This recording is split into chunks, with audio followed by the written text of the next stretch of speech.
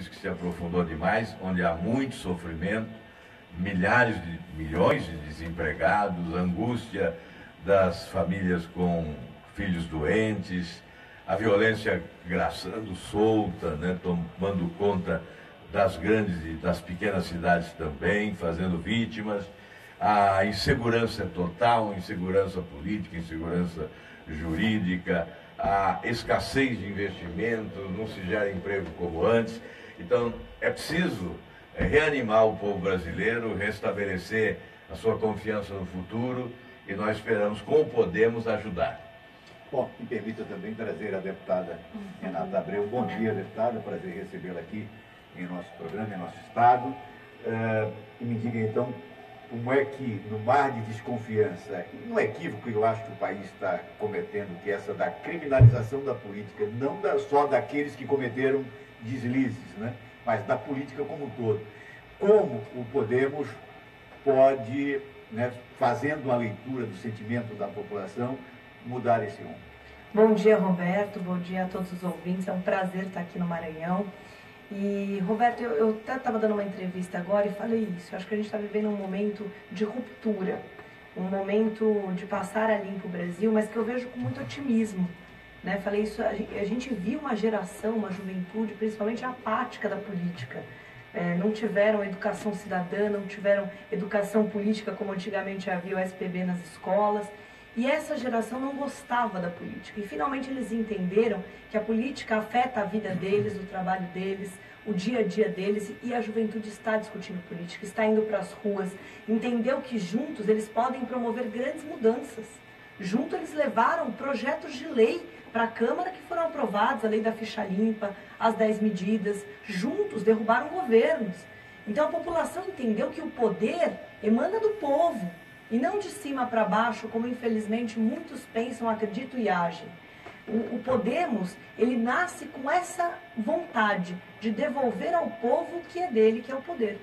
Então, o que nós acreditamos na essência é que não se trata de colocar pessoas diferentes no poder, mas colocar um poder diferente nas pessoas. E por isso que nós queremos ser um partido, um movimento que, com mais práticas de democracia direta, permite que a população decida com os seus representantes o Brasil que ela quer e que ela pode construir. Esse é o principal diferencial do Podemos. É um partido em que a população tem voz, não só na hora de eleger, mas na hora de decidir com a gente. Por meio do nosso aplicativo e do nosso site, as pautas, como devem votar os nossos representantes. Eles podem propor projetos de lei na nossa plataforma e com 20 mil apoiamentos a nossa bancada tem compromisso de protocolar na Câmara Federal. Enfim, o partido nasce com uma série de causas de mobilização que vão no anseio do que a população sonha e deseja para o nosso Brasil. E ele nasce com que tamanho? Parece que já nasceu grande, né? Já nasceu grande. Hoje nós somos, essa semana filiamos mais um deputado federal, somos 15 deputados federais e a cada semana mais novas adesões. Essa semana devemos ter mais 1 ou 2 deputados que vão ingressar, 2 senadores da República, o senador Álvaro Dias, o senador Romário, né, uma bancada hoje tem, pra você ter ideia, um único reeleito, todos na primeira eleição, e na primeira eleição de deputado federal, enfim, e pessoas que estão acreditando nesse sonho.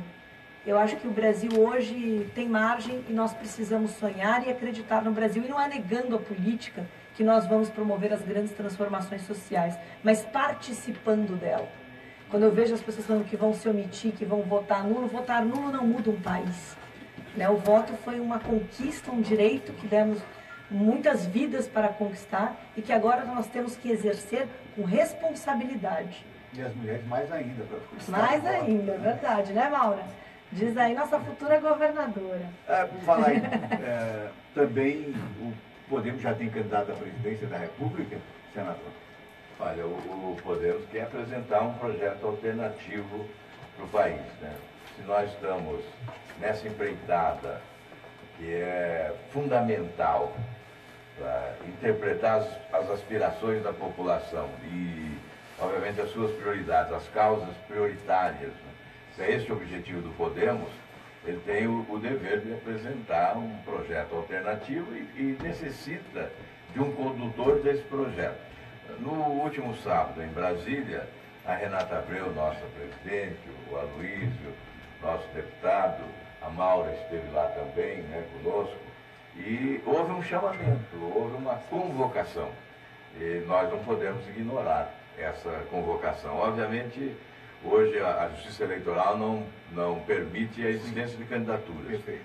Mas quando chegar o momento adequado, o partido vai fazer a avaliação e certamente anunciará a candidatura. E eu posso te afirmar que... Mas o senhor pode afirmar se o senhor não está à disposição do partido. Não, eu não fugirei à responsabilidade. Acho que não devo, não posso, não tenho esse direito. Até eu dizia para a Renata, quando vim para o partido, olha, quem vai para a construção de um partido não pode chegar postulando, mas também não tem o direito de se recusar se for chamado, se for convocado. Então é nesses termos que eu coloco. Como houve a convocação, eu estou na estrada. Lá à frente o partido fará a avaliação e vai definir oficialmente uma candidatura, né? E se realmente essa for uma missão a mim delegada, eu vou cumpri-la e vou procurar honrar essa missão com muita determinação, com muita coragem. O Brasil precisa hoje de lideranças com coragem para promover as mudanças, com ousadia para fazer essa ruptura com esse sistema promíscuo de governança que nós temos. É aí que eu gostaria de lhe ouvir mais um pouco. O modelo político do país também levou a essa situação. Tivemos um partido de esquerda, dois presidentes da chamada esquerda, estamos vendo o presidente Michel Temer também seguindo o mesmo caminho. Esse modelo de fazer política no país levou a essa situação toda que a gente está aí. O senhor, então, sendo chamado, a reforma política seria essencial. Como governar numa situação que ainda não tivemos uma reforma política? Eu acho que é essencial. Essa é a nossa principal proposta. Tem que ser essa a proposta inaugural de um projeto de nação. Substituir esse sistema de governança promíscuo, que rima governabilidade com promiscuidade, que eu chamo de o sistema do balcão de negócios. Instalou-se um balcão de negócios para a cooptação dos partidos políticos, dos políticos de modo geral, dizimando a oposição. Isso custou muito caro ao país. É o que eles chamam de governo de coalizão, né? Aí o bolo fica muito pequeno para tantas bocas que querem comê-lo. As portas se abrem para a corrupção. É loteamento de cargos, o loteamento do Estado brasileiro, né? É a matriz de governos corruptos e incompetentes. Eu digo, é a usina dos grandes escândalos de corrupção. Eu não vejo a possibilidade do Brasil alcançar os índices de crescimento econômico compatíveis com as suas potencialidades se preservar esse sistema corrupto de governo. Aí aparecem aqueles que dizem, não, é impossível governar o Brasil sem esse balcão de negócios. É subestimar a inteligência do nosso povo. É possível sim, basta que se eleja um governante com a ousadia necessária para promover mudanças e que as mudanças atendam às expectativas do país e causem um impacto popular que delas se imagina esperar, que o Congresso Nacional apoiará, porque não rema contra a corrupteza da opinião pública. Eu acredito nos políticos que se elegem, o Aloysio. Eu não creio que eles sejam todos corruptos, negociadores, barganhadores, né, que se colocam aí no balcão de negócios. Não. O presidente da República é responsável por isso. Cabe a ele dar o tom. O Congresso Nacional dança a música que o presidente toca, porque é um presidencialismo forte. Parlamentar tem que ser prestigiado politicamente, mas não fisiologicamente. Não pode abrir a boca grande de jacaré para comer o máximo que pode do dinheiro público. Não é isso que se deseja para o país, não. Então, nós imaginamos que essa ruptura é essencial. Nós podemos falar nas outras reformas, obviamente, mas essa é uma reforma essencial, que é a do relacionamento dos poderes. A relação tem que ser republicana entre o Executivo e o Legislativo. O Executivo tem instrumentos muito fortes né, desse presidencialismo de força. A medida provisória é um deles. Essa relação com o Congresso tem que ser no campo da moralidade e da eficiência. Bom, aqui pelo nosso WhatsApp, o João Francisco diz aqui, dá um bom dia ao senador Álvaro Dias e diz que ele será o próximo presidente do Brasil. Obrigado. Deputada Renata, aproveitando esse mesmo caminho aqui do senador, uma das coisas que mais provoca desencanto no eleitorado é a distância entre aquilo que foi discurso na campanha e a prática, principalmente pós-eleição. Ganhou, a história muda. Né? Tem até um humorista que gravou um vídeo que é interessante, ele contando a história do político que, né, e o cão é que estava em campanha e ele foi enganado, exatamente para demonstrar essas distâncias assim. O que fazer? É possível ser coerente, ou seja, campanha e a realidade pós-eleição?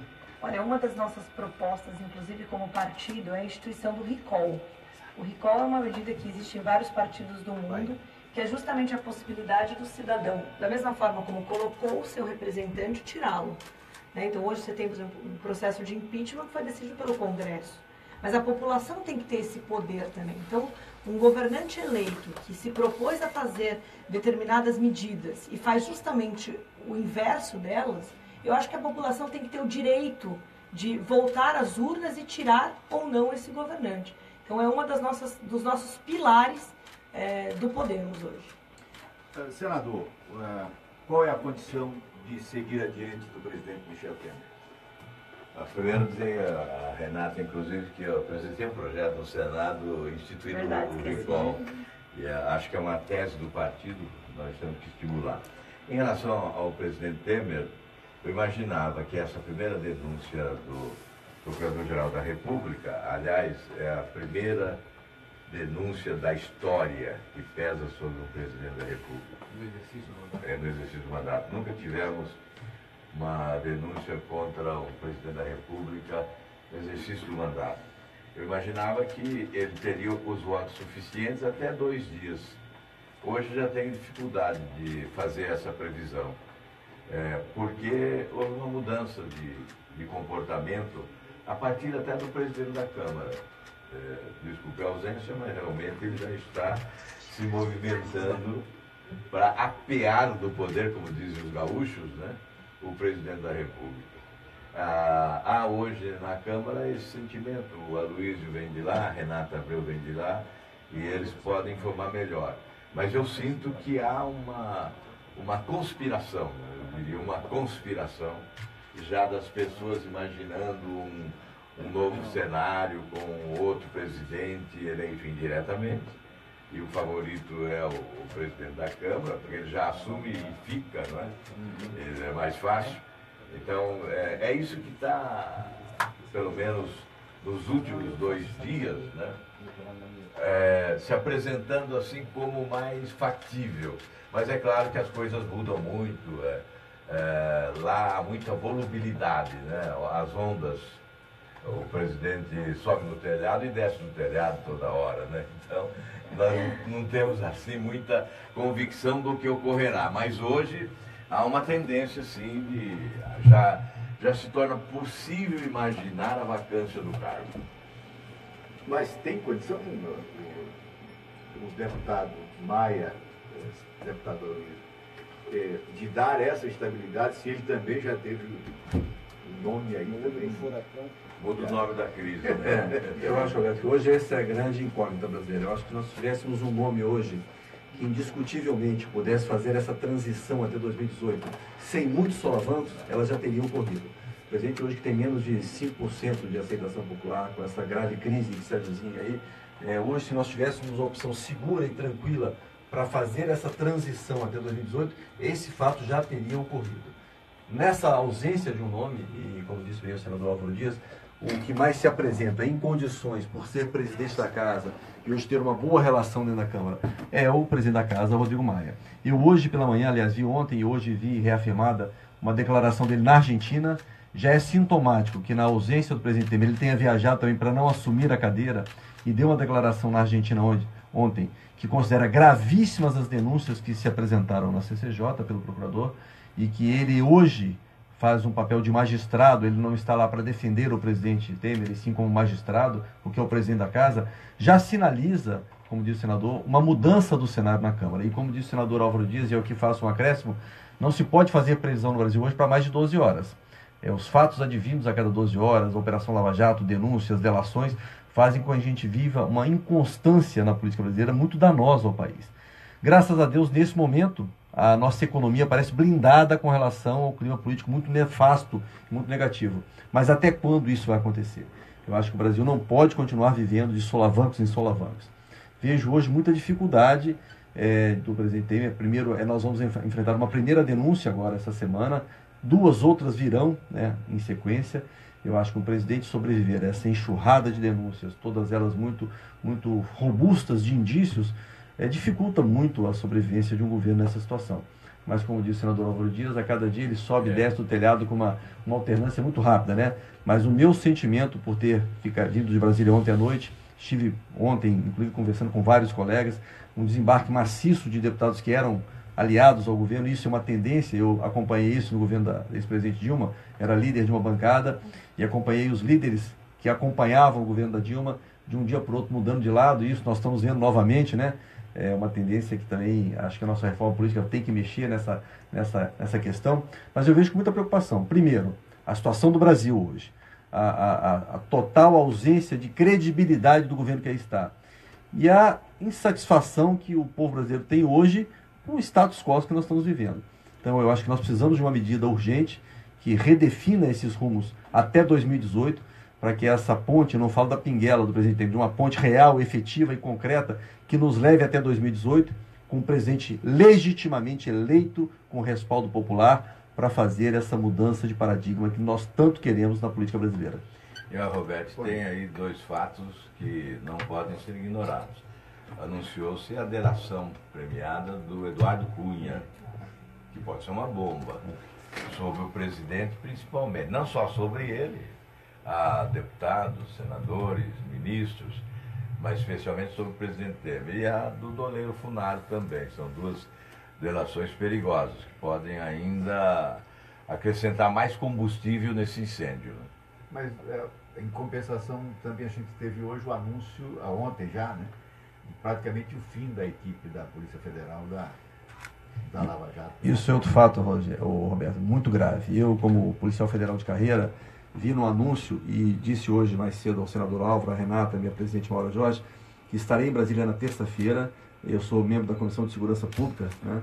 Vou fazer um requerimento convocando o diretor da Polícia Federal e o ministro da Justiça para que explique a situação brasileira, o que está acontecendo. Eu vi hoje uma declaração constrangida do ex-chefe da Força Tarefa da Lava Jato, o delegado Igor Romário, dizendo que a decisão de desmontar a Força Tarefa foi uma decisão administrativa, e quem conhece a Polícia Federal fala que isso não existe. Pegaram os delegados, botaram numa grande delegacia que acompanha mais de 6.000 inquéritos, né, que irão tirar plantão, tiraram a dedicação exclusiva de uma equipe que já teve 8 delegados, hoje tem 4, e agora não tem mais nenhum. Isso mostra um desmonte efetivo da ação que tem passado o país a limpo. Eu considero isso um crime de lesa pátria. Nós não podemos ficar calados com relação a isso, e vamos no Congresso Nacional cobrar do governo Temer uma resposta a essa ação, que desde o primeiro dia que o ministro da Justiça assumiu o seu mandato, a sua gestão, tem declarado e feito gestões nesse sentido. Então agora é uma tragédia anunciada. Nós vimos aí, inclusive, nessas delações, nessas gravações, senadores, colegas do nosso senador Álvaro Dias, graças a Deus que ele tem um perfil diferente desse, anunciando que a estratégia desse governo era desmontar a Lava Jato, com a troca de delegados, com a substituição de diretores, porque isso mostra que eles não querem que essa migração avance.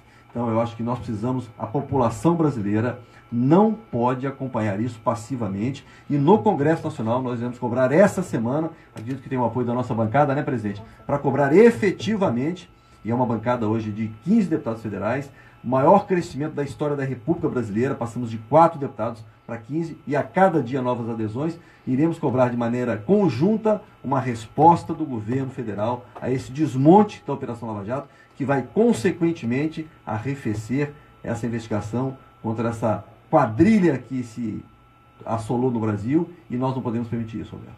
Bom, uma coisa que eu me pergunto também nesse momento é como deputada, senador, deputado Luiz, também aqui fazendo um registro aqui, né, da Maura Jorge, que está aqui, já também vou ouvi-la, como nessa crise toda, e a gente sente isso aqui, porque nós temos aqui a participação popular no programa constantemente, promovemos o debate aqui, como nesse clima quer se impor reformas tão importantes para o país como o da Previdência e a reforma trabalhista, e ainda mais sem nenhum debate, quer dizer, são reformas que foram impostas, ela não veio antecedida de um debate com a sociedade. Essa é a questão central nesse debate. É claro, todos nós somos adeptos. Aliás, acho que as reformas são das importantes. Reformas são necessárias, devem ser modernizadoras, impulsionadoras do crescimento econômico. A economia está paralisada, há uma crise de emprego, né? O desemprego cresceu assustadoramente, a legislação é antiquada, é superada, então há que se reformar. Mas nesse ambiente você tem razão, Roberto, boas ideias são desperdiçadas. O presidente perdeu credibilidade, a população não confia nele. Nada do que ele diz é recebido como verdade. Não há como se comunicar com a população nesse clima de descrença que se generalizou em relação ao governo. E uma reforma, para ser bem sucedida, ela tem que ser calçada com credibilidade. Por que o Plano Real deu certo? Porque houve uma boa comunicação. Naquele momento, o presidente Fernando Henrique era ministro da Fazenda. Eu me lembro bem, ele ocupou a mídia nacional insistentemente, explicando à população do que se tratava o Plano Real. E a população aderiu, assumiu o projeto, por isso deu certo. Hoje não há essa possibilidade. Essas reformas são reformas que precisam ser bem comunicadas à população. O povo brasileiro, os trabalhadores, eles não sabem que reforma trabalhista é essa, mas se colocam contrariamente, exatamente por desconhecer e por não acreditar em quem está anunciando a reforma. Por isso, nós estamos desperdiçando uma boa oportunidade de promover uma reforma que interessa ao país. Nesse momento, é impossível produzir uma boa legislação. Essa é a nossa dificuldade. Certamente essas reformas não se esgotam no mandato do Temer, nem do que vier depois dele agora nessa fase de transição. Um novo governo terá que discuti-las novamente. Nós teremos que retomar a discussão dessas reformas no Brasil com um governo eleito. O Jarbas Bezerra, lá da cidade de Viana, ou de Viana, o Jarbas Bezerra Viana, parece esse é o nome. Bom dia, senador, bom dia, deputada, bom dia, deputada Luiz. Vocês vão seguir o Temer? O que podemos esperar dos nossos senadores, dos nossos deputados nesse momento? Eu nunca segui o Temer, né? Porque eu sei o que ele é há muito tempo. Aliás, o mal dos políticos brasileiros é fingir que não sabem. Há quanto tempo nós sabemos quem é o Temer? Todos sabiam. É evidente que os que o escolheram como vice-presidente também sabiam da sua postura, do seu comportamento, da sua prática política, né? Então nunca segui. Então quando houve o impeachment da presidente Dilma, eu dizia que não bastava o impeachment da presidente.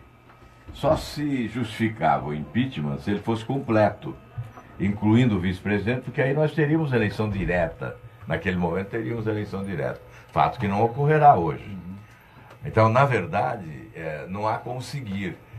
Se eu condeno esse sistema, como fiz há pouco aqui, no discurso, eu tenho que condenar na prática, né? Não posso seguir um sistema corrupto do balcão de negócios, desse aparelhamento do Estado, do loteamento dos cargos públicos, com esse estabelecimento de paralelismos que são desnecessários e que custam muito caro ao povo brasileiro. O país não vai dar certo desta forma. Então não há como seguir. Bom, eu vi aqui também a ex-deputada, ex-prefeita Maura Jorge, né? Presidente estadual do Podemos. Bom dia, deputada, prazer também recebê-la aqui. Bom dia, Roberto, bom dia a todos os ouvintes. Primeiro eu quero dizer que é um prazer, um privilégio estar aqui hoje, nessa bancada tão especial para o nosso estado neste momento. Eu sou grata a Deus, mas principalmente de ouvir aqui o nosso senador Álvaro Dias, que então se coloca, né, firmemente diante deste momento tão difícil que passa o nosso país, a nossa presidente, a Renata, uma mulher de fibra que tem mostrado na condução do nosso partido a firmeza, principalmente o compromisso que tem o Podemos hoje com o nosso país, com o nosso estado, o deputado Aloysio, um companheiro, e por isso mesmo nós estamos no Podemos, porque acreditamos que este momento ele tem que ser fiel com aquilo que nós nos apresentamos e queremos que seja o nosso país e o nosso estado. E o que me deixa mais feliz e por entender que ao ouvir os nossos líderes que estão à frente do nosso partido a nível nacional, eu entendo que o nosso estado, ele precisa realmente viver este momento onde nós consigamos readquirir a credibilidade que os políticos perderam ao longo da sua história. Hoje é uma crise de identidade política, institucional, e nós que fazemos parte da nova geração, eu até gosto de brincar, com 54 anos ainda me considero parte dessa nova geração, porque me inspira, né, ouvir as pessoas, estar perto das pessoas em todos os lugares onde eu estou, principalmente eu que sou oriunda do interior do nosso estado, que tenho uma identidade com o meu povo e com a minha gente. Eu tenho o conhecimento da realidade, do que é o sofrimento, mas acima de tudo eu me alento e tenho a certeza, a convicção de que este é o momento do Podemos e que se nós nos unirmos às forças daqueles que querem realmente fazer a diferença dentro do nosso país, dentro do nosso estado, nós vamos conseguir avançar, vamos conseguir mudar o quadro que nós, infelizmente, continuamos dizendo que o nosso estado, ele é um estado rico, promissor, mas que na prática o seu povo sofre pela falta de inclusão social, pela falta das políticas públicas necessárias para mudar a vida das pessoas. E eu tenho absoluta certeza que Deus, ele não me colocou na presidência deste partido por acaso. Ele sabia dos rumos que nós vamos poder dar a este estado através desse instrumento hoje, que é o nosso partido, que vai além da sigla. Ele hoje é um movimento que se incorpora a todos os maranhenses, nesse sentimento real, verdadeiro, de fazer a política da diferença e fazendo a diferença também. Esse é o meu sentimento e quero crer que são de todos nós maranhenses. Bom, a deputada Renata Abreu, se a senhora vai ser a nossa futura governadora, a senhora está na estrada. Na verdade, eu quero te enfatizar aqui a todos que nos ouvem, que é bíblico, né? Diz que o homem, ele traça seus caminhos, mas Deus é que determina. E hoje eu estou na condução deste caminho predestinado, primeiro por Deus e pelas pessoas que acreditam, que conhecem a minha história. Como deputada que fui de 4 mandatos, deixamos um legado, fomos aprovados, porque e os senadores e os deputados sabem disso, que uma eleição é difícil, uma reeleição muito mais, e 4, então, isso é um significado de que eu fiz um bom trabalho, que fui reconhecida e aprovada por esses testes. E ainda o teste maior, senador Álvaro, minha presidente, e meu querido Aloysio, é o de ser prefeita. Esse foi o maior desafio para mim, porque você está na base, você está no dia a dia das pessoas, você não pode protelar as ações, você tem que dar efetivamente resposta para mudar a vida das pessoas. E eu tive o privilégio de ser prefeita e, acima de tudo, ainda de ser prefeita da minha cidade, né? E fui prefeita, a primeira eleição não foi fácil, mas tivemos êxito, levamos a nossa palavra. E quanto é difícil a gente trazer a palavra daquilo que a gente prega nos palanques para as pessoas e fazer isso uma prática do dia a dia da população. E eu tive a bênção, que eu digo isso, chama-se muito firmemente que é bênção. Eu tive esse privilégio de ser aprovada em uma reeleição com mais de 80% da população respaldando a minha gestão. Fizemos o nosso sucessor. Olha, eleição é difícil, reeleição é mais, e você transferir voto, esse é que é o maior desafio. Nós conseguimos fazer o nosso sucessor com mais de 7 mil votos para o segundo colocado, de diferença para o segundo colocado. Isso é significativo para a história de um político e deste momento também atual que passa o nosso país e o nosso estado. Então eu estou convicta, sou pé no chão, quero dizer para vocês aqui, eu gosto sempre de brincar, eu uso o sapato alto para ficar elegante, não tenho achismo, mas eu tenho sim uma determinação com aquilo que eu acredito, que é a bandeira do nosso partido Hoje Podemos. E se nós queremos e acreditamos que é possível, vamos fazer sim um Maranhão muito melhor, de inclusão e que seja verdadeiramente de todos, e não de alguns, nem de partido e nem de grupos. Está certo que o nome sugere, o nome do partido sugere se acreditar sempre, né? Podemos. Mas a senhora vai, se nessa estrada, de fato, lá na frente, quando a legislação permitir, se de fato se colocar como candidata, vai ter à frente um candidato que busca a reeleição estando no cargo. Da forma como aconteceu a última reforma política, favorece muito quem está no cargo, né? Porque você praticamente acabou com o financiamento de campanha e você, quem está no cargo, usa a máquina nesse país com uma facilidade tremenda. Como enfrentar e como superar isso sendo candidato?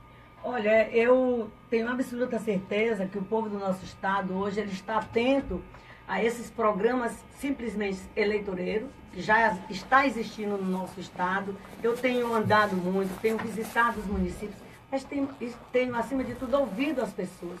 Então, eles estão alertas para um governo que prometeu uma mudança e que, de fato, ficou pelo caminho, pelos diálogos pelo Maranhão, que é isso que a gente tem visto e ouvido das pessoas, ficou pelo caminho. E eu quero ter essa convicção de que é isso que eu estou ouvindo das pessoas, que a grande resposta ela será dada na eleição próxima vindoura. Então, eu não julgarei, não sou eu que irei julgar o governo que está aí, mas o povo do nosso estado, que acreditou, a maioria, né? Por isso hoje ele é o governador do nosso estado, mas que infelizmente ele tem o estado hoje como um poder seu, né? Que é isso, meu senador, que nós temos, minha presidente, meu amigo, companheiro Aloysio, nós temos que entender que o Estado, ele não é nosso, que ele não tem o dono. Né? Ele é um instrumento que o povo nos dá para levar a cidadania, levar as políticas públicas. Ele não pode ser detentor de uma pessoa, de um grupo ou de um partido. E por isso mesmo quero crer que o nosso governador, que é o nosso Estado, ele perdeu o bonde da história, né? Ele perdeu o senso do que é o Estado para a população, para aqueles que acreditaram na mudança. Ok. Bom, deputado, só falando do evento amanhã, né, para informar, né? Vamos informar aqui a população. Vou pedir licença à minha presidente. Eu sou comandado, dizia agora mais cedo, por duas mulheres na política, a minha presidente nacional, a deputada Renata Abreu, e a minha presidente estadual, Maura Jorge, em casa pela minha esposa, né? Então são três mulheres comandando a minha vida. E vou pedir Vênia, minha presidente estadual, para fazer um convite a todos os maranhenses. Amanhã, às 9 horas, estaremos apresentando essa nova forma de fazer política, que é o nosso partido, que é um movimento, né? O Podemos, às 9 horas no Hotel Luzeiros. Estão todos convidados e eu tenho certeza que aqueles que lá tiverem a oportunidade de comparecer, ouvindo nosso senador Álvaro Dias, ouvindo a nossa presidente Renata Abreu, a nossa grande liderança estadual Maura Jorge, vão entender qual é o projeto que nós estamos trazendo ao Brasil e ao povo do Maranhão. Então estão todos convidados, Roberto, inclusive você, faço o convite a você também, que nós iremos trazer, eu acho, um novo alento, uma nova lufada de esperança aos maranhenses e aos brasileiros, apresentando esse projeto que já se iniciou em Brasília no último final de semana e no qual nós correremos todo o nosso país, junto com o senador Álvaro Dias, a nossa presidente, e os nossos parlamentares, que, como disse a Renata, a cada dia estamos recebendo novas adesões. Recebi agora, eu queria até confidenciar o senador Álvaro e a Renata, tivemos ontem uma conversa muito boa com um deputado federal do Paraná, ligado ao senador Álvaro Dias, que nós fizemos o convite a ele me mandou uma mensagem agora pelo WhatsApp, dizendo que está tudo certo, na terça-feira irá nos procurar, será uma nova filiação, que é o deputado Aliel do Paraná, será o 16º deputado da nossa bancada, e eu acredito, como disse a Renata, que até o final desse ano nós teremos uma bancada robusta, mas principalmente uma bancada com qualidade. Nós não queremos crescer a qualquer preço. Essa é uma preocupação da nossa presidente, do senador, minha, da Maura, inclusive aqui no Maranhão, nós estamos escolhendo aqueles que irão aderir a esse projeto e esse movimento. Então, queria agradecer mais uma vez, Roberto, pela oportunidade de estar aqui e agradecer a todos os maranhenses pela confiança que nos tem até hoje, a confiança que tem dado ao projeto de Maura Jorge, que vai mudar um paradigma nesse Estado, de um governo opressor, perseguidor, autoritário, e a população brasileira, independente, você me disse aí que quem está no mandato sai com vantagem na nova forma da nossa eleição. Essa é a minha impressão. Mas nós tivemos na nossa eleição de prefeito uma experiência muito positiva de que muitos prefeitos no mandato não conseguiram se reeleger mesmo tendo a máquina e não conseguiram fazer o seu sucessor. Isso é uma demonstração clara que a população brasileira está muito mais atenta e muito mais alerta para esse tipo de prática. Muito obrigado, um abraço, deputado. Deputada Renata Abreu, muito obrigado, um prazer recebê-la aqui, sucesso aqui na frente do... Eu que agradeço, Roberto. Uma alegria estar aqui no Maranhão.